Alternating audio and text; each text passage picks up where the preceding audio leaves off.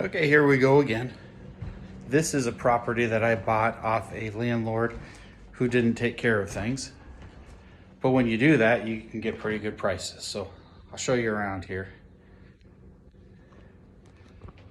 So the damage you're seeing is what we've done already. We started tearing this apart, put a new window in,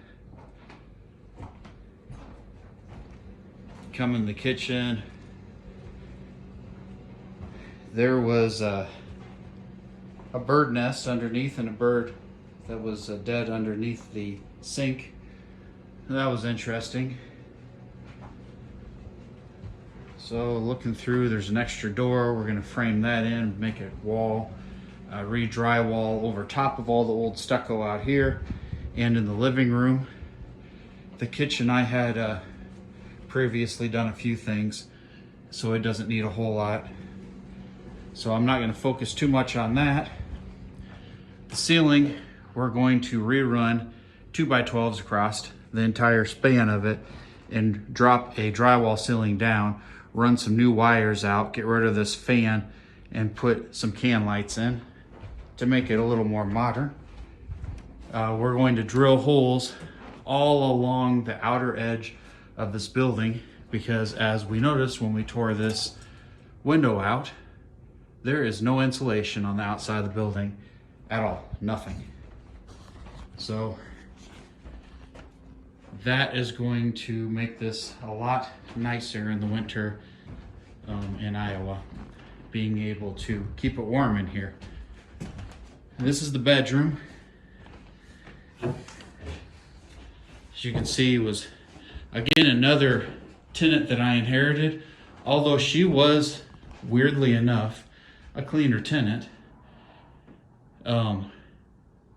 The landlord just didn't take care of things, so she actually did some remodeling herself as she lived here. The only thing with her, though, and you'll see the tent and some of the other things on the wall, is she was a smoker, and she smoked constantly, every day, all the time. And in her lease with him, he allowed her to do it inside the apartment. So we are going to have to kills or shellac or whatever you want to call it, all the walls, all the ceilings, everything, in order to get rid of the smell.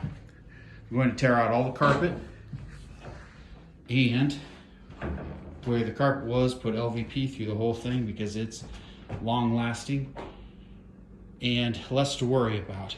And then we are going to revamp this entire kitchen.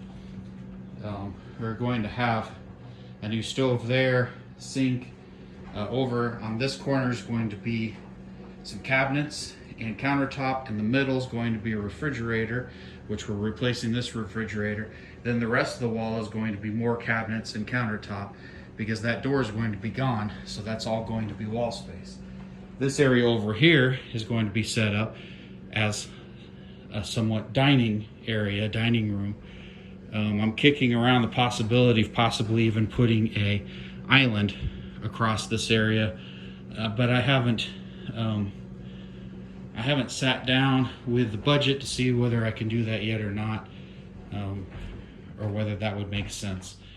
The other problem I have in this place is all the electric upstairs is tied together between this and another apartment that I'm currently working on. I got both people out at the same time so I could remodel it. I had started on this one. You can see some of the stuff done, but it needs some more. I'm going to get an electrician in and see if we can split that up, because last year alone, and this insulation is going to change that dramatically, but last year alone I spent $5,600 in 1 year on just the electric for this upstairs area.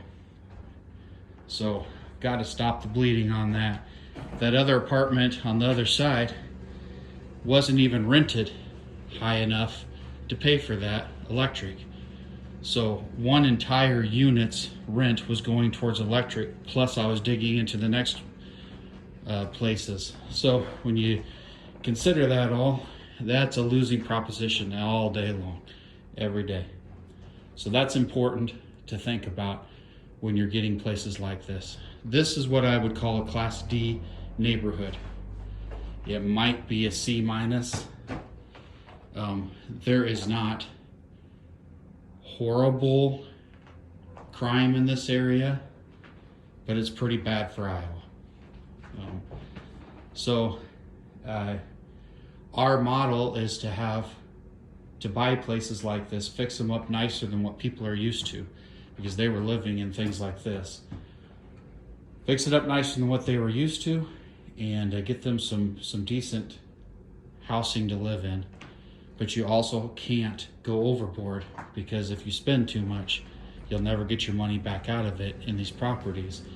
And it's very hard to find tenants that don't do some sort of damage to the property, because they're not used to living in Class A or B type situations.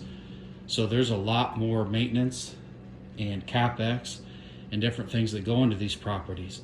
So you can consider them having great cash flow, but your cash flow gets eaten up pretty quick in between tenants most of the time. I would say 90% of the time I have things to do after a tenant moves out. So we're going to get this, we're up to par. I'll make another video after we get it to that point, and you can see what it looks like. We'll get it up to par, try to put in materials that are long lasting and not easy to break, and see what we can do with that. So until next time, we will see you later.